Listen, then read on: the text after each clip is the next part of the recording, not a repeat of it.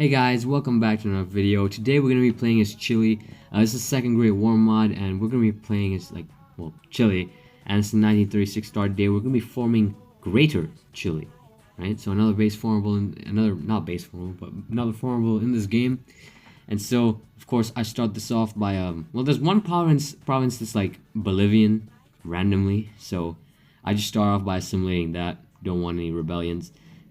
And once I realized I've made enough money, I started recruiting my army to invade, Bolivia. And so, the first thing I do is I line up all my forces right immediately there. And as soon as they're there, I declare war. Now, I only advance in the south because there's no fortresses. And as expected, the AI doesn't really defend. And the AI launches an all-out attack on my province nearest to La Paz. But luckily, my troops are able to hold, and I'm able to take all the provinces necessary. But the peace deal does not let me do that, so I had to keep advancing. And then at this point, I thought, why not just keep going? And so that's what I did. I kept going. And once I very soon reached the towards the end of my conquest, right? And once I did, Bolivia was completely taken over, and I annexed everything I wanted to, or everything I could actually, not wanted to, but everything I could. And I quickly disbanded my army because I was already in a deficit. And what I did was then I proceeded to release it for a different nation. Now, I wondered exactly what I should release it as. And I thought about different countries. I tried to look around, search for what could be a good choice. Maybe a different version of Bolivia or something. But I could not find anything at the moment. And so what I ultimately, look, I kept searching, right? I was looking for the Inca Empire. I thought that would be a good idea. But then I was like, maybe no. Instead, I will keep the territory. I decided to keep the territory because it would just provide me extra tax income, pretty much. I just wanted to be a little bit stronger. That way, but at the end of the day, though, by the time the conquest would be over, I would inevitably let go of that territory, right? And meanwhile, the civil war in Brazil finally ended with a with a victory. And so I decided just for fun to get Paraguay to attack the winning side, because the winning side, like Michel Temer, I think, right, they had very little stability, and I wondered if a small nation like Paraguay could invade them even if they had very little stability. But the problem with this experiment was that Venezuela declared war on them, and that kind of threw it into a problem, because now Paraguay was at war with Brazil and Venezuela. But then again, that wasn't my problem. I didn't even need to fight Brazil. I just did that for fun. I did that for a fun experiment. Venezuela kind of ruined it, but whatever. Soon enough, I raised an army from the Bolivian territories that I conquered, and I sent them to the port which I built and sent them all the way to Panama.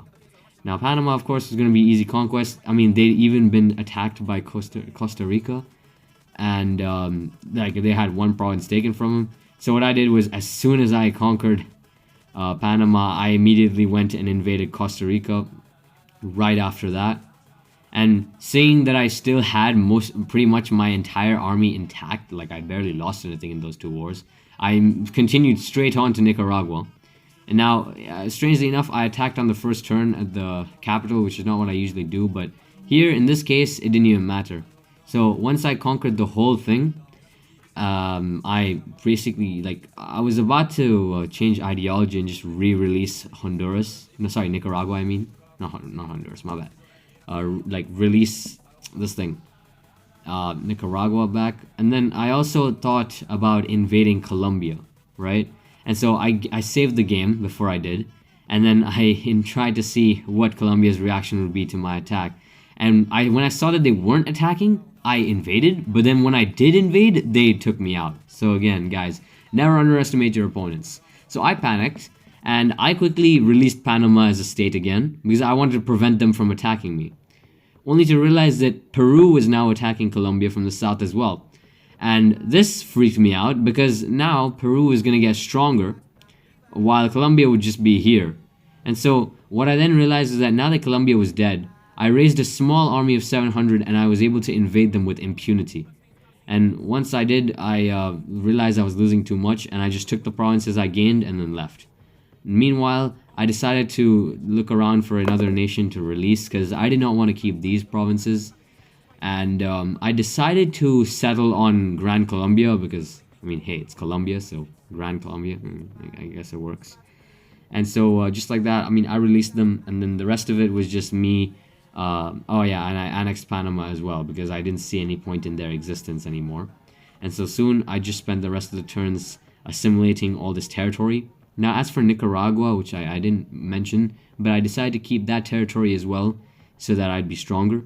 Now, all I had left was Ecuador and Peru, right, to attack.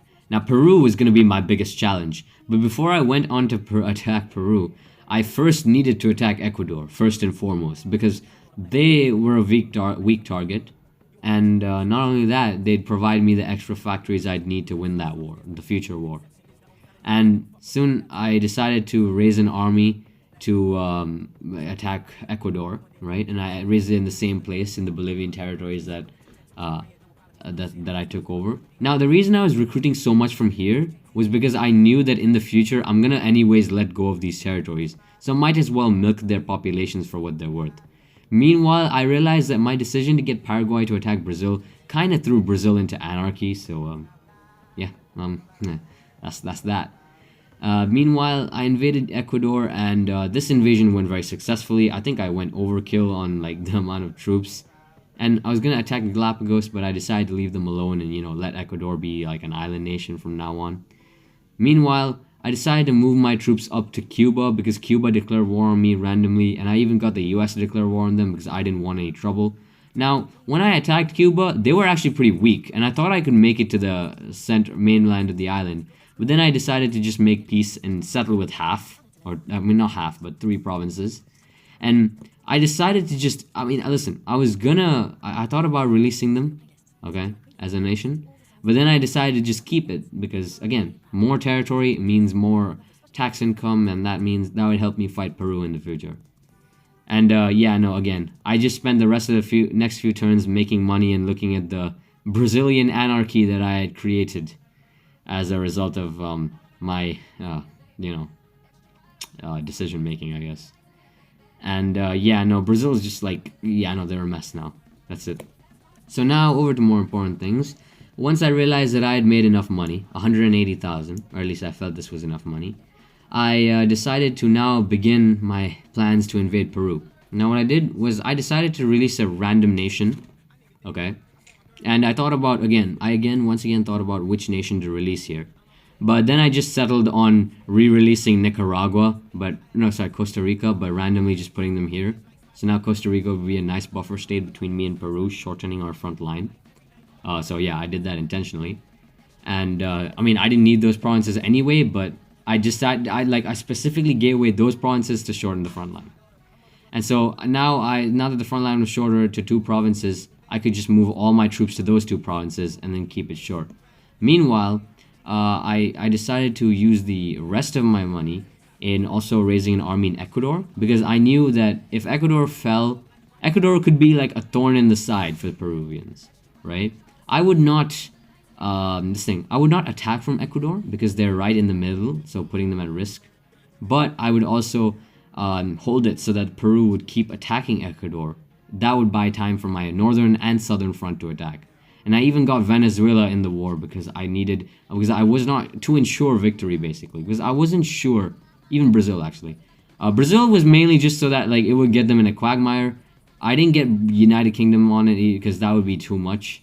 But again, the main point was to have Peruvians distracted, because honestly, if I decided to go to war like straight forward, I'm not sure if I'd win. I probably would, but at the same time, it would be far more costly, and I'd probably have to peace out like halfway through, and then that would make this video much longer. So now that my main advance was from the north, right? I decided to hold on to Ecuador because I wasn't sure if the Peruvians were going to attack or not. And so the advance was primarily from the south and the north. But once I realized that their resistance was basically non-existent, I started advancing from every single tile, and Ecuador now became a very useful vantage point, right, from what was once a potential liability. And so now, but the 2 armies met soon enough. And once that happened, I realized that okay, now all I needed to do was just take the provinces and go. But I realized that the game would not let me leave that easily, so I then proceeded to just take over every single part of Peru that was their core territory and wasn't them invading like Venezuela. And once I did this, I decided to annex as much as I could, and I specifically selected the peace deal to get every single coastline state and as much as I could. Now here's the thing: despite this peace deal and my best efforts of trying to get this accurate, unfortunately I missed out like 3 provinces, and I even got an extra one, so that was kind of dumb. And I realized that, oh wait, I'm gonna have to go to war with them all over again. And so what I did was I disbanded some of my military to keep the economy, get the economy back. But at the same time, I didn't want to get rid of my military completely, so I just started lining everyone up along the border, along this massive border actually. Because keep in mind, the front line had gotten even longer because of this war and because of the territorial annexation. So now I spread my forces actually quite thin, way thinner than I normally would. But and I waited, right? I waited the next couple of turns, and as soon as the peace deal ended, Peru and I were right back at war, right? They just all they got was 40 turns of peace, and then they were right back at war. But soon enough, I took back the territory. Took over the 3 provinces I needed, but realized that the game didn't let me, so I had to attack a bit more, and then took those 3 provinces. I didn't take any more. And then I even gave back one of the extra provinces that I took over to Peru because, well, I didn't want it anymore. And so now I was completely in control. And so I decided to release Nicaragua again, except with the territories that I needed, I kept myself. And then I decided to release Cuba as well. Luckily, Cuba had a formable. I was going to release something else, I think, but I decided to just look at the C, letter C, the section, and then see if Cuba was there. Luckily it was, so I just released a democratic Cuba. And once I did that, I also decided to extend Costa Rica, and I released Panama. My bad. I released Panama into the territory, and then gave them the territory of Bolivia that I didn't want. And so now I had nice vassals all around, which I didn't need, on the territories which I didn't need. And then finally, we formed Greater Chile once our economy came back. See you guys next time. Bye-bye.